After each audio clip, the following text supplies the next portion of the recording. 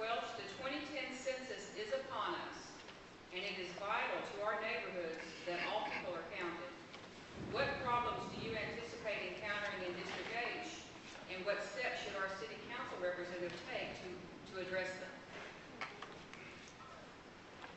Well, one of the reasons why I'm running for City Council is because I believe that everybody counts. I think with the upcoming census, the mayor has put together a task force to deal with that, and he's got Councilman James Rodriguez chairing it, and I think it's really, really important that we get proactive early, ahead of time, to educate the public on the importance of the census count. It's essential that everybody in District H get counted so that they can be part of what it is to be a Houstonian. I think in my career as a high school history teacher and government teacher, I work to get people registered to vote. I think you've got to make it as easy as possible to get people registered to vote, and the people absolutely have to participate in the census. So many things are based on the census. Representation. We're about to add 2 city council districts. We're a unique city. We actually add council districts based on our population, which is really very different than most other cities. I think it's a wonderful thing. The closer you can push the representation to the people, the better quality you'll get in terms of representation. So this is a really important issue for me, and as a former teacher, I will work very hard to educate the public on participating in the census. Thank you.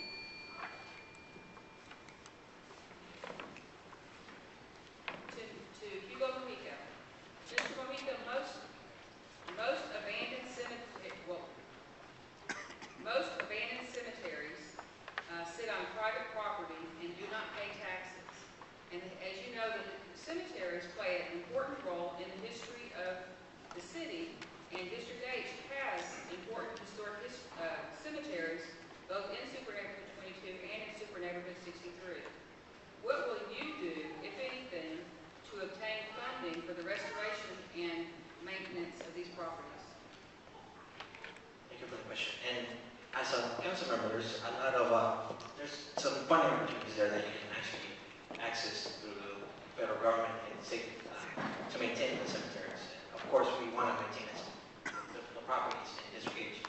And part of the problem is that the properties also around the cemeteries, which are not maintained, and we can do a better job in terms of maintaining the properties. And that's one of the main things that I see in District H. We have a lot of neglect in terms of abandoned house lots that need to be addressed in District H. And part of the problem is that we need to start holding people accountable for those properties, especially around cemeteries. And of course, there's funding out there that we can seek to fix and to maintain the properties to the standard that they should be. So as a council member, I'll work to find those funds and to work together in addressing these needs. Thank you. Thank you. Next question to Mr. Gonzalez Camacho. Mr. Camacho, as you know, District H has some of the main rail lines going through the city of Houston. Super Neighborhood 22 has been at work fighting for a quiet zone and safety zone, and the same railroads that are impacting Super Neighborhood 22 are also impacting Super Neighborhood 63. What will you do as city council member to work, if anything, to work toward a quiet zone or safety zone for our neighborhoods?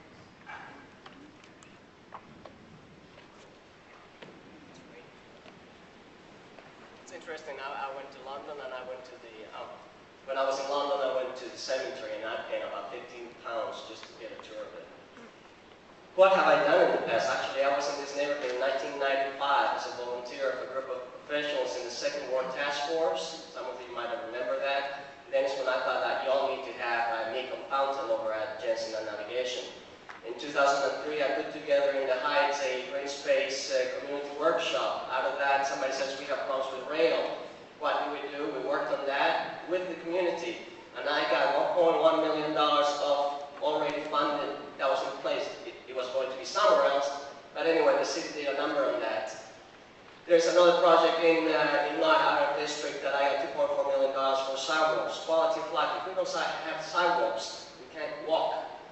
So there's a problem in Harrisburg, and some of you all know it, over and under. I think the city can do an underpass for less than $10 million. I have the credentials to fight it out. You can hire a professional to do it, or you can hire me, and I'll fight it out with them.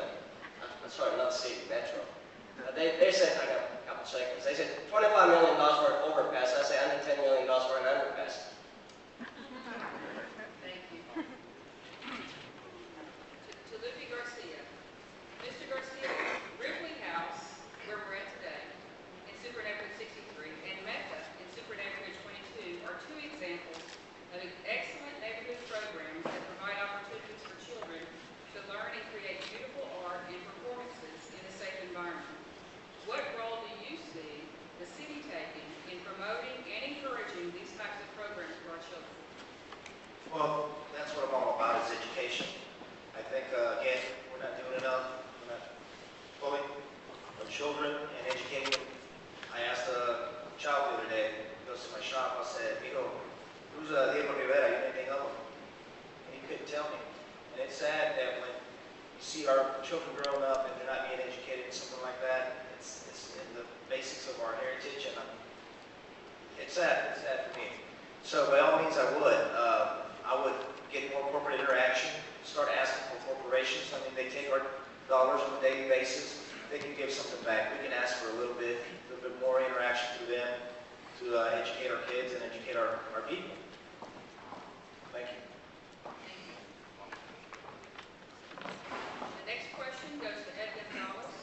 Mr. Gonzalez, the city of Houston has created a number of historic districts, but has not created or even recognized any organization responsible for representing the individual interests of each historic district. Do you think that such organizations should exist? And if so, what steps would you take to see that they are created or that they get organized or reorganized? You're talking about the organizations that help lead the charge for historic neighborhoods? That's correct. Yes, absolutely. They've invested a lot of time and effort and have done their due diligence in helping set up these historic districts. And I think that type of experience and hard work should be recognized.